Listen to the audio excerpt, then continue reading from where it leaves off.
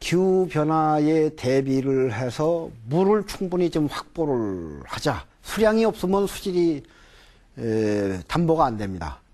물을 충분히 확보를 해서 환경 개선, 수질 개선도 하고 생태계도 건강하게 만들고 또 가뭄에도 대비하고 또 홍수에도 대비를 하고 그렇게 하다 보니까는 어떻게 보면 부수적으로 지역 발전에도 굉장히 도움이 되는 거죠. 이게 역사적으로 아마 이 문화가 형성이 되고 이 발전이 된 지역치고 물을 가까이 하지 않은 데는 없어요. 근데 그 충분한 수량이 확보가 안 되면은 도시 발전, 지역 발전은 안 됩니다. 도나 산업 발전 안 됩니다. 요새 산업하려면 물 필요하죠. 물이 없는 곳에서 산업이 되겠습니까? 근데 아까 맨 처음에 말씀드렸듯이 우리가 1인당 쓸 수 있는 물의 양이 세계 평균보다 8분의 1밖에 안 되는 수준이다. 특히 갈수기에는 물 전쟁입니다. 물 끌어내려고 서로.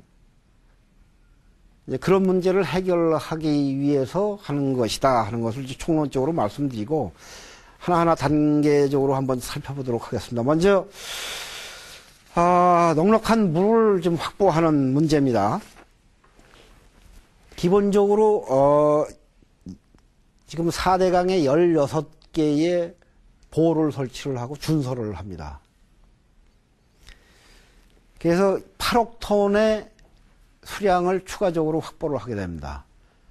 준설을 하게 되면은 기본적으로 이 물을 담을 수 있는 그릇이 커지지 않겠습니까? 그 다음에 그릇만 커진다고 물이 담겨지는 것은 아니죠. 우리나라는 이제 그 강의 경사도가 이 유럽이나 이런 나라들보다 굉장히 급합니다. 낙동강 같은 경우에 그 발원지 상류 태백에서부터 비가 와가지고 그 물이 흘러서 낙동강 하류로 내려가서 바다로 가는 데까지 불과 2, 3일밖에 안 걸려요. 그러니까 준설에서 이렇게 그릇을 파놨다고 하더라도 비가 와갖고 다 흘러내려가 버리면은 그 그릇 아무 쓸 필요가 없잖아요.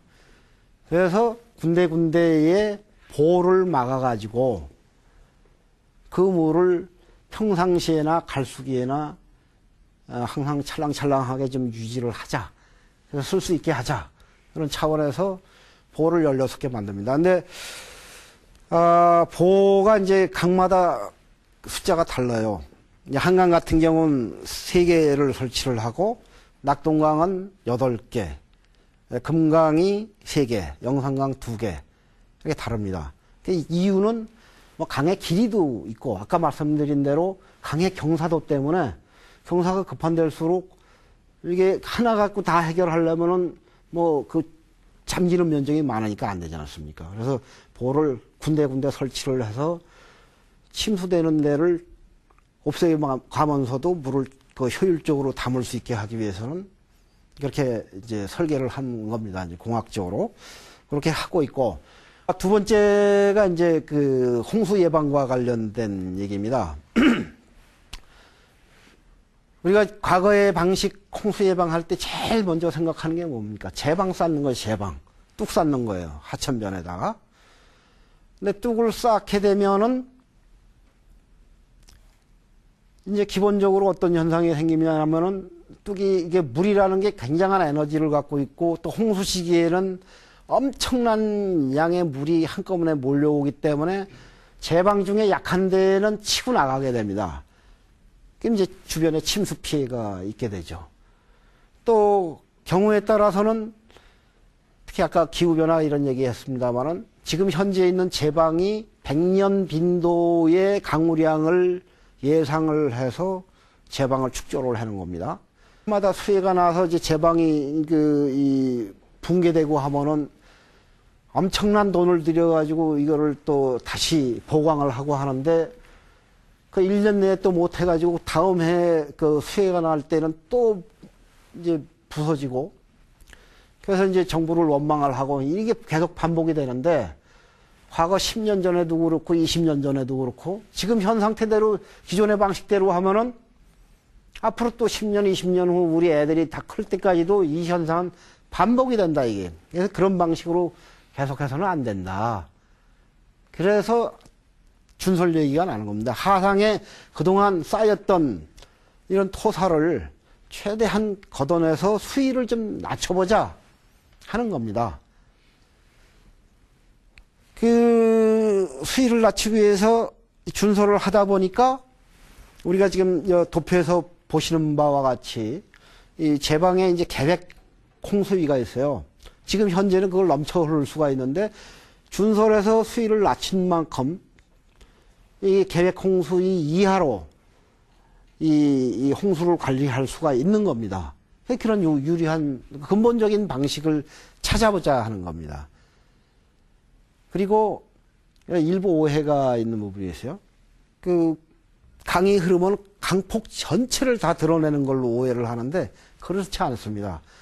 천변 이 강변에 가까운 데는 거의 그대로 놔두거나 또는 이제 준설한 흙을 더 높여가지고 고수부지로 해서 지역의 여러 가지 편의시설이라든지 체육시설 활용할 수 있게끔 활용 가치를 높이고 또 이 준설할 때 뭐 예를 들어서 뭐 운하하는 식으로 뭐 콘크리트 벽을 만들어서 이게 사각형으로 이렇게 직사각형으로 깎아갖고 이렇게 가는 게 아닙니다. 경사도를 주되 특히 완만하게 이렇게 갑니다. 그리고 완만하게 함으로써 평상시 물이 안 흐르는 이 천변의 이 완만한 지역은 생태 습지라든지 생태적으로 건강한 지역으로 관리할 수 있게끔 합니다. 그런 부분까지 다 고려해서 준설을 한다 하는 것을 이제 참고로 말씀을 드리겠습니다. 부지들은 지역 발전을 위한 용도로도 쓰고 또 하천변에 그렇게 되게 되면은 그 하천 밖의 지역도 한만 해도 이제 추가적으로 파급 효과가 오겠죠. 이제 4대강의 어떤 그 시너지 효과라고 할 수 있을 겁니다. 그거는 이제 앞으로 우리 후손들이 대대적으로 시간을 두고 더 좋은 방법으로 계속 발전시킬 수가 있을 거고, 정부에서도 이제 다만 염려되는 것이 막 우후죽순격으로 난개발되는 건 안 된다 대신에. 그래서 이제 종합적인 효과적인 이용 또 보존을 위한 이런 마스터 플랜도 별도로 지금 이제 작성 중에 있습니다.